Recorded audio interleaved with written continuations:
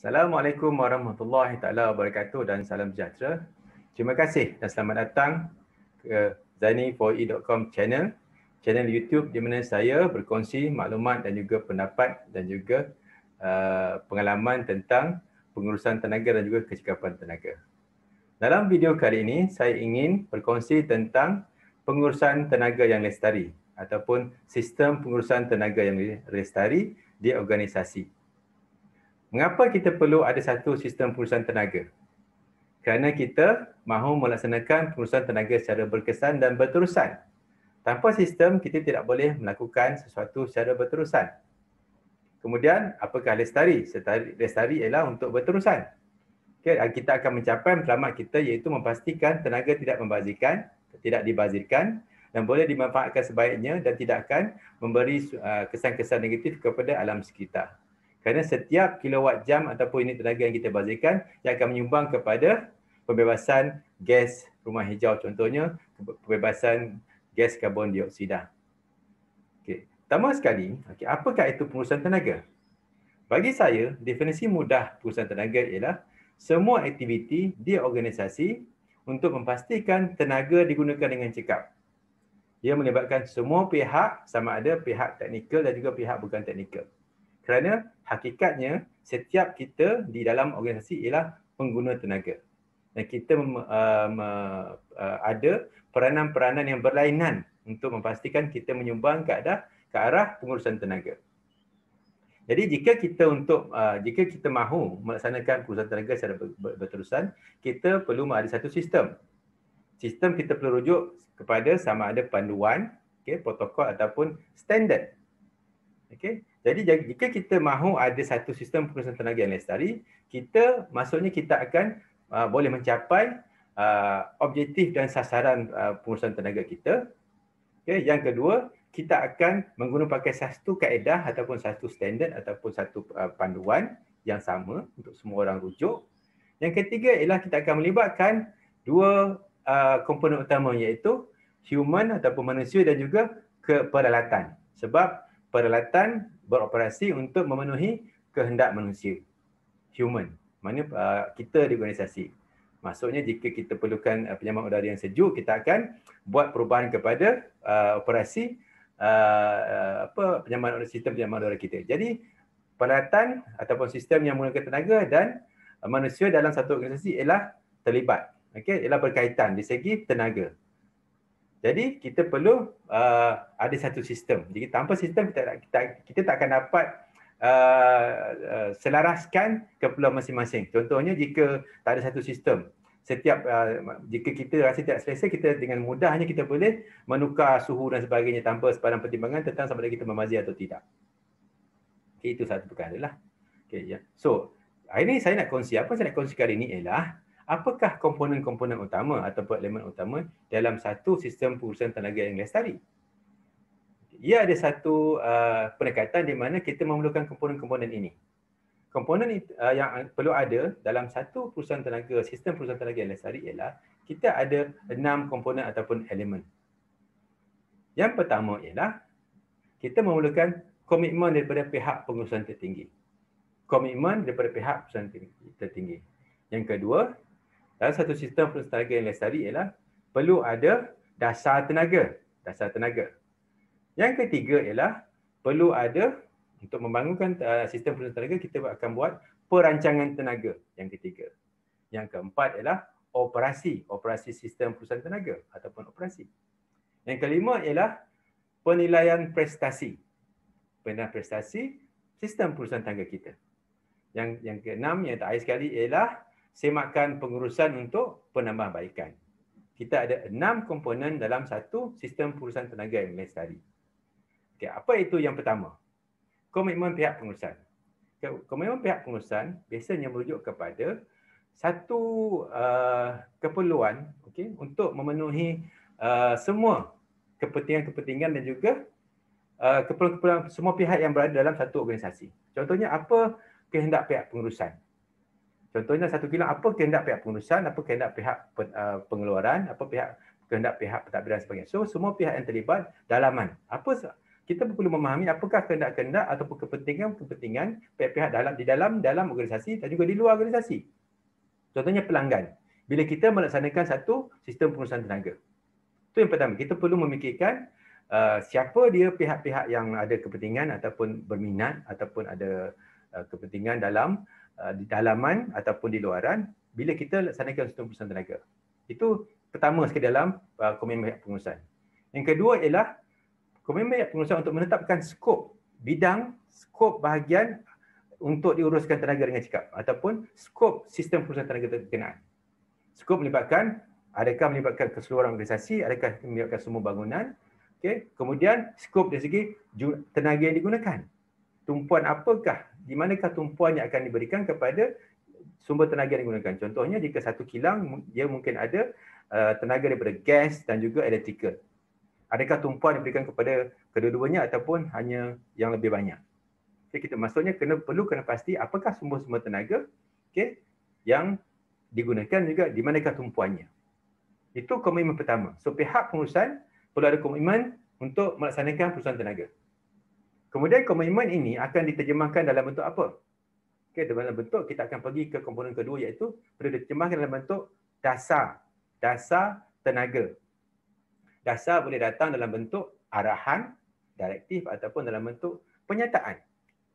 Dan dasar ini perlu menyatakan dengan jelas apakah sasaran objektif sistem perusahaan tenaga yang nak dibangunkan, yang nak dilaksanakan.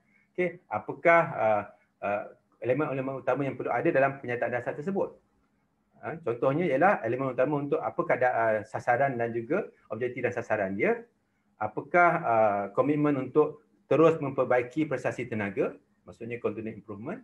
Apakah fokus area dia, apakah yang perlu ditumpukan, contohnya melibatkan pembelian. Bila melibatkan pembelian, dasar tenaga memerlukan membeli peralatan cekap tenaga contohnya. Bila mereka membuat reka bentuk, sebagainya, projek sebagainya, adakah mereka perlu menimbangkan prestasi tenaga dalam setiap reka bentuk yang melibatkan penggunaan tenaga, berkesan pada penggunaan tenaga. Itu dari segi dasar perlu ialah terjemahan daripada komitmen daripada pihak pengurusan. Kemudian untuk melaksanakan dasar ini ialah biasanya dasar dalam bentuk penyataan ataupun arahan yang bertulis yang datang daripada pihak pengurusan tertinggi. Kemudian untuk melaksanakan dasar ini, pihak organisasi perlu membangunkan ataupun membuat satu organisasi dalaman. Membentuk satu organisasi dalaman, biasa dipanggil sebagai pasukan pengurusan tenaga ataupun jawatan kuasa pengurusan tenaga. Biasanya jawatan kuasa pengurusan tenaga ataupun pasukan pengurusan tenaga ini akan diketuai oleh seorang yang berkebolehan dan juga terlatih, iaitu dipanggil kebiasaannya ialah pengurus tenaga. Pengurus tenaga akan menjadi seorang yang akan memandu, memimpin dan juga menyelaras keseluruhan pembangunan sistem dan juga pelaksanaan sistem. Dan pengurus tenaga biasanya perlu disokong oleh satu pasukan yang dilatih dengan sebaiknya lah. Mereka perlu dilatih.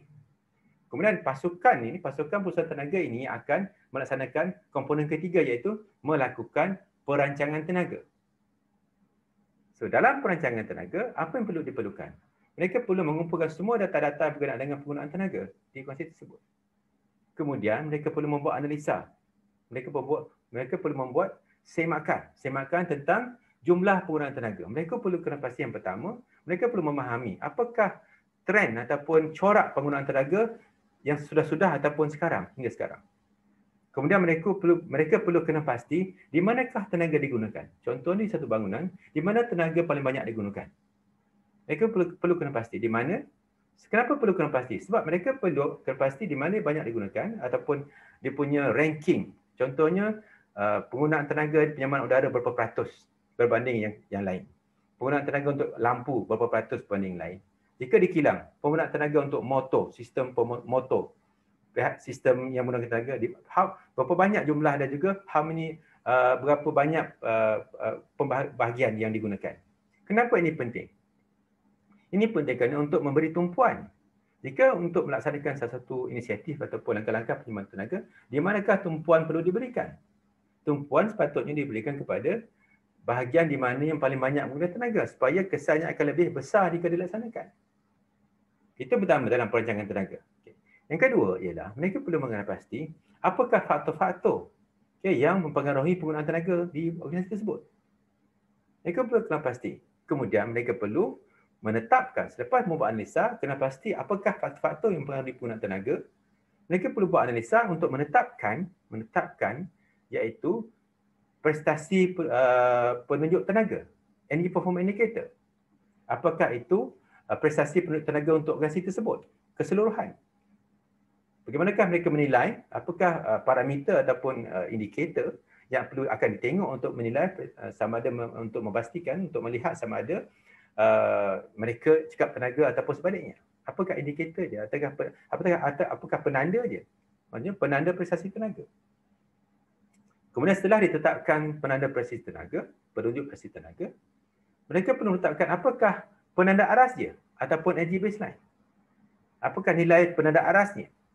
Kenapa ini penting? Yang kedua, kenapa penanda prestasi tenaga penting ataupun dan juga penanda aras tenaga penting? Sebab ia akan digunakan untuk kemudian untuk menilai prestasi tenaga tersebut. Sebab itu penting untuk meletakkan apakah itu penanda prestasi tenaga dan juga penanda aras tenaga. Dan ini adalah satu tugas yang bukannya mudah, memerlukan analisa-analisa data yang agak terperinci. Kemudian, mereka perlu mengenal pasti. Selepas menetapkan penanda aras dan juga penunjuk prestasi tenaga, penanda prestasi tenaga, kita perlu, untuk membangunkan satu sistem perusahaan tenaga, perlu juga dikenal pasti apakah potensi-potensi untuk meningkatkan prestasi tenaga. Ataupun bahasa mudahnya ialah apakah yang perlu dilakukan untuk mengurangkan penggunaan tenaga. Okay. Kemudian mereka perlu kenal pasti. Ini ialah peringkat di mana melibatkan kajian-kajian teknikal. Contohnya perlu ada ketikanya perlu melaksanakan satu kaedah pengukuran, penyiasatan yang lebih lanjut, penilaian yang lebih lanjut tentang sistem yang menggunakan tenaga. Fokusnya mestilah kepada di mana tenaga paling banyak digunakan.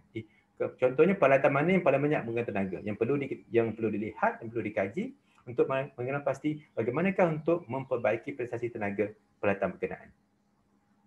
Kemudian potensi-potensi penjambatan ini perlu dalam bentuk nombor, dalam bentuk nombor, nilai. Nilai-nilai ini contohnya berapa banyak kilowatt jam boleh dijimatkan daripada langkah-langkah yang telah dikepas tadi.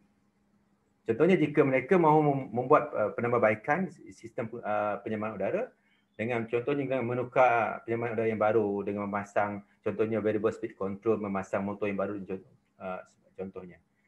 Berapa banyak jumlah tenaga kilowatt jam yang boleh dijimatkan daripada langkah berkenaan. Dan semua langkah yang melibatkan penambahbaikan prestasi tenaga perlu datang dengan nilai-nilai anggaran-anggaran penjimatannya. Kemudian nilai ini akan dijadikan nilai sasaran untuk mencapai sasaran dasar. Nilai ini akan menjadi nilai sasaran. Dan mereka boleh tetapkan berapa lama tempoh untuk mencapai sasaran tersebut. Mungkin ada yang jangka masa pendek, jangka masa pertengahan, juga jangka masa panjang. Mereka boleh tetapkan. Seterusnya, mereka perlu juga membuat apakah jangkaan penggunaan tenaga selepas ini. Apakah jangkaan penggunaan tenaga? Contohnya, berbanding tahun ini dan tahun depan, apakah jangkaan penggunaan tenaga mereka? Kemudian mereka juga perlu menyediakan selepas kita kena pasti, mereka kena pasti langkah-langkah peningkatan prestasi tenaga ataupun langkah-langkah penyimpanan tenaga dan juga berapa lama perlu dilaksanakan, contohnya dari segi tempoh masa dan sebagainya.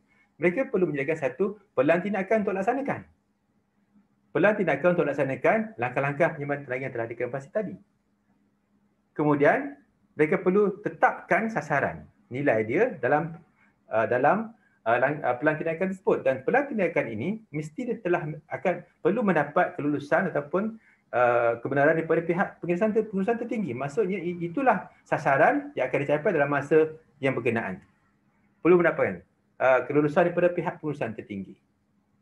Kemudian mereka perlu menyediakan satu pelan untuk mengumpul data-data yang diperlukan untuk setiap daripada langkah-langkah yang akan dilaksanakan. Mereka perlu satu perancangan untuk bagaimana, apakah jenis data-data tenaga yang berkaitan tenaga yang perlu dikumpulkan dan bagaimana mahu mengumpulkannya. Adakah ia melibatkan hanya pengumpulan data dari segi desktop ataupun dokumentasi, ataupun melibatkan pengukuran, perlu pemasangan meter dan sebagainya.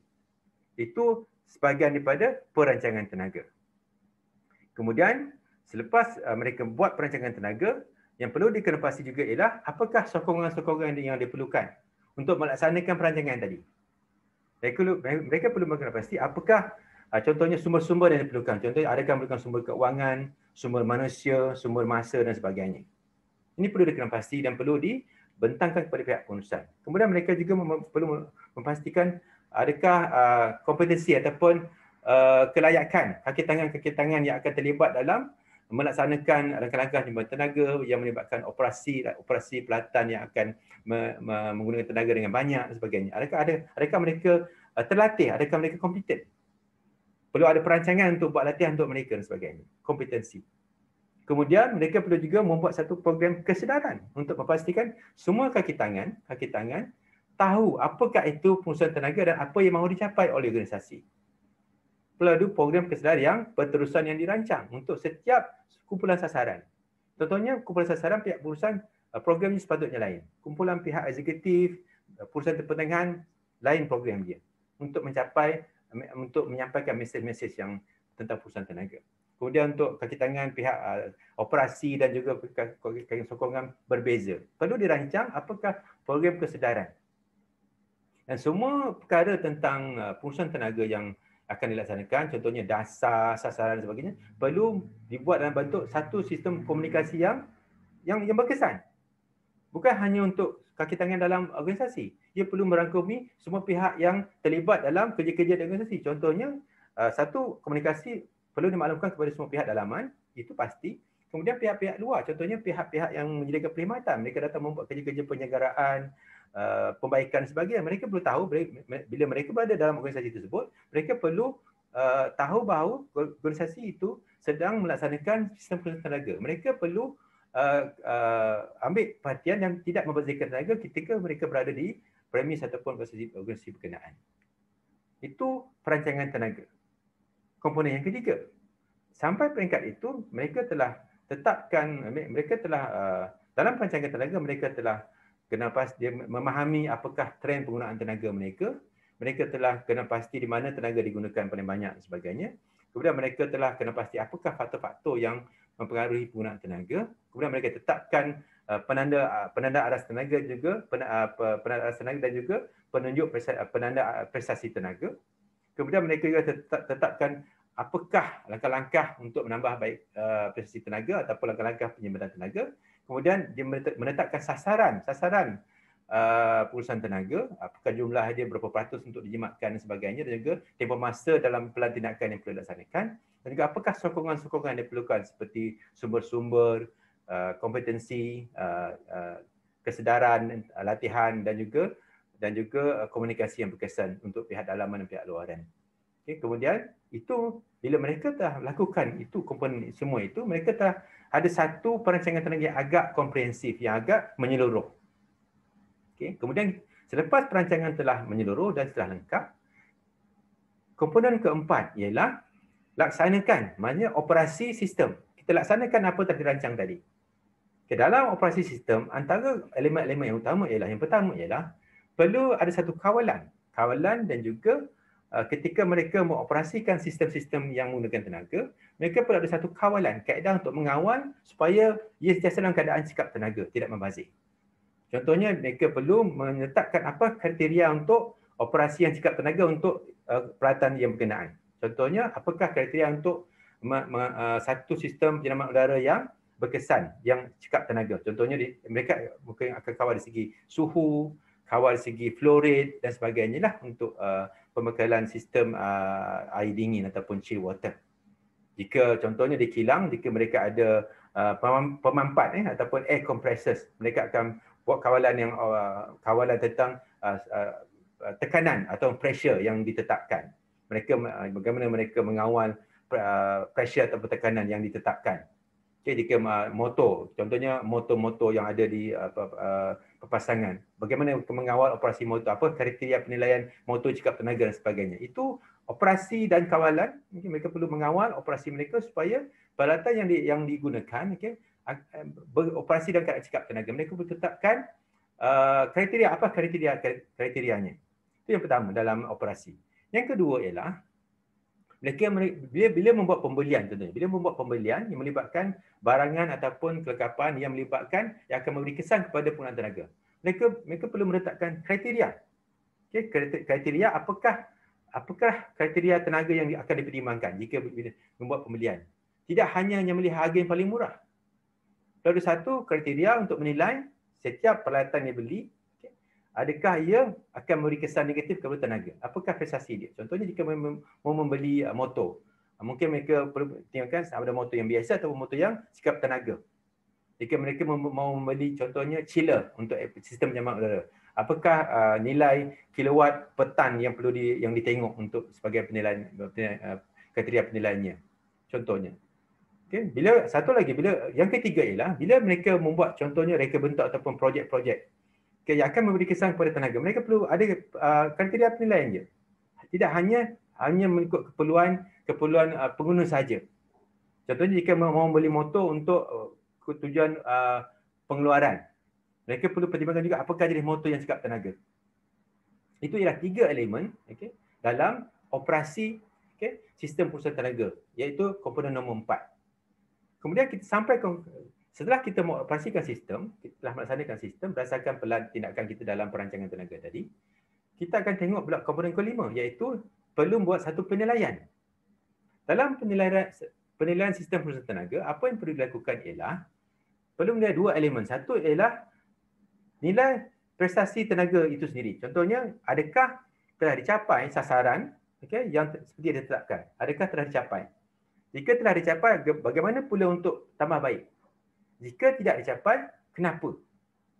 Apa perlu dilakukan supaya boleh dicapai? Satu, kena buat penilaian dari segi prestasi tenaga sendiri berdasarkan nilai penanda aras tenaga dan juga penunjuk penanda prestasi tenaga yang telah ditetapkan dalam perancangan tadi.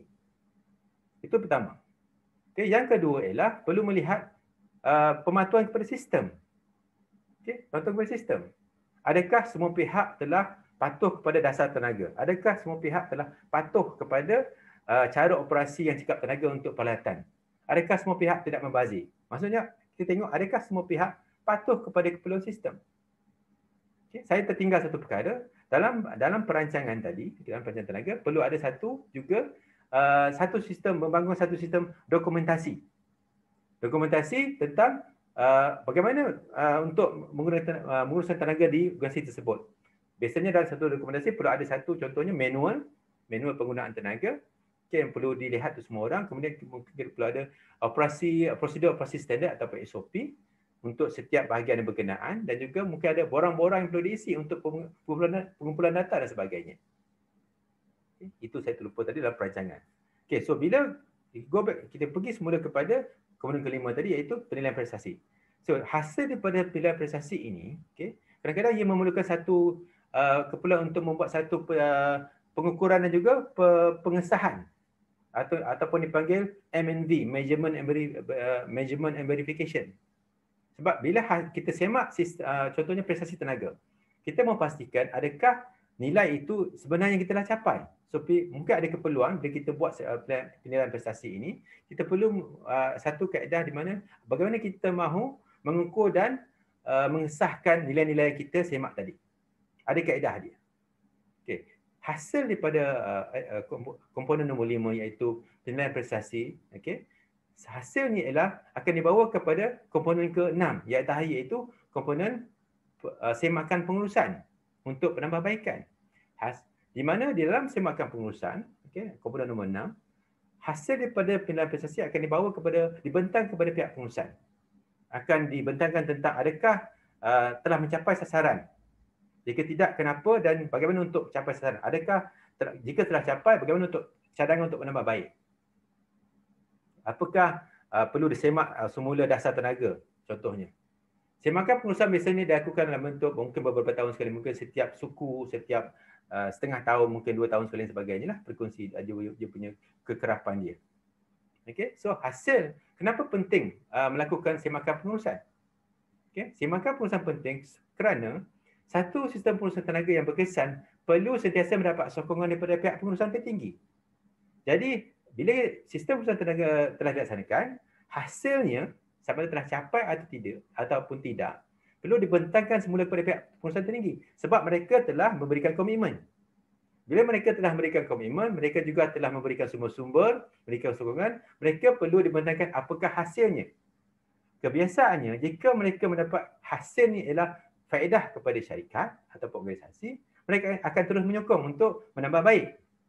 Okay? Jika mereka melihat sistem yang dilaksanakan tidak mendapat hasil yang dimahukan, mungkin sokongan mereka akan mungkin berkurangan.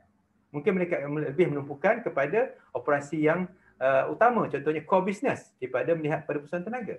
Jadi penting untuk prestasi semakan pengurusan ini untuk supaya boleh dibentangkan supaya mereka sentiasa yakin untuk terus menyokong sistem. Kemudian bila sampai ke komponen nombor 6, sistem tu akan putaran tu akan bersambung semula. Penting untuk kita bentangkan kepada pihak pengurusan dalam penilaian semakan prestasi. Saya punya pesanan, bila kita bentangkan prestasi tenaga kepada pihak pengurusan, kita jangan hanya tumpukan kepada pengurangan kos tenaga sahaja. Sebab kita kadang-kadang kita ni orang teknikal, kita hanya tumpukan kepada hanya pengurangan kos tenaga. Sebab jika sebuah operasi entiti perniagaan, jika mereka mahu menambahkan keuntungan, mereka akan melihatkan pengurangan kos keseluruhan. Mereka tidak hanya melihat kepada pengurangan kos tenaga. Jadi, bila kita membentangkan kepada pihak pengurusan dalam semakan pengurusan, bila kita membentangkan pengurangan kos, kita tidak hanya membentangkan kepada mereka pengurangan kos tenaga sahaja. Saya cadangkan, masukkan juga apakah pengurangan kos-kos lain, walaupun bukan kos tenaga, tetapi hasil daripada pelaksanaan sistem perusahaan tenaga. Contohnya jika mereka menggunakan peralatan yang lebih cekap tenaga. Contohnya mereka menggunakan lampu LED. Jika menggunakan lampu LED, mungkin akan kurang kos di segi penyelenggaraan sebab penyelenggaraan untuk lampu LED akan lebih kurang berbanding lampu biasa. Dan juga mereka juga akan menggunakan kos dari segi jumlah kos bahan ganti, alat ganti kerana penukaran lampu LED akan lebih kurang kekerapan berbanding lampu biasa. Jadi akan ada pengurangan kos tapi bukan kos tenaga. Kos yang bukan tenaga, contohnya pengurangan kos penyelenggaraan juga pengurangan kos alat ganti. Jadi pengurangan kos ini saya cadangkan masukkan juga dalam sebahagian daripada pengurangan kos kepada pihak pengurusan. Jadi jumlahnya akan lebih besar, akan nampak lebih meyakinkan. Hakikatnya itulah kebenarannya. Sebab tu hasil daripada satu sistem perusahaan tenaga yang lestari ialah kita akan dapat mengurangkan kos tenaga jika ia berfungsi, dan juga dia akan juga boleh menyumbang kepada pengurangan kos-kos bukan tenaga. Jadi saya boleh kesimpulan di sini ialah sistem perusahaan tenaga boleh menyumbangkan kos lebih daripada hanya sistem pengurangan kos tenaga. Sebab itu akan beri pengurangan kos operasi untuk keseluruhan. Jadi pihak pengurusan akan tengok pengurangan kos operasi, bukan hanya pengurangan kos tenaga. Itu saya punya cadangan. Jadi saya dah kongsi apakah itu satu sistem perusahaan tenaga yang lestari dan juga apakah komponen-komponen utama dan juga apakah elemen-elemen yang ada dalam setiap komponen berkenaan. Jadi saya harap jika satu sistem perusahaan tenaga lestari itu berkesan, dia akan berterusan dan faedahnya akan berterusan. Dan akan sentiasa ada peluang untuk menambah baik prestasi. Sebab kenapa perlu ditambah baik? Sebab teknologi berubah, suasana berubah. Jadi bila ada perubahan, kita perlu mengadaptasi perubahan tersebutlah. Jadi kita akan boleh mencapai matlamat ataupun penyematan ataupun prestasi yang lebih baik. Contohnya jika teknologi akan berubah, akan berubah setiap masa dan kita teruskan, kita akan cuba explore ataupun terokai teknologi yang baru contohnya. Jadi itulah perkongsian saya tentang satu sistem perusahaan tenaga yang lestari di organisasi, dan juga kita boleh amalkan. Jadi terima kasih kerana menonton. Terima kasih kerana menonton, dan juga jika bermanfaat di perkongsian ini bermanfaat, boleh kongsi dengan sesiapa saja, dan juga jangan lupa subscribe di channel YouTube saya ni.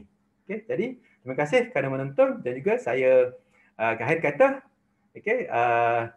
jimat tenaga, jimat wang. Kita jimatkan tenaga, jika bukan sebab wang, kita akan membantu juga, terutamanya untuk melindungi alam sekitar dan juga untuk melindungi keselesaan generasi kita akan datang juga dan juga kehidupan kita akan datang. Terima kasih dan jumpa lagi dalam perkongsian seterusnya. Okay, goodbye.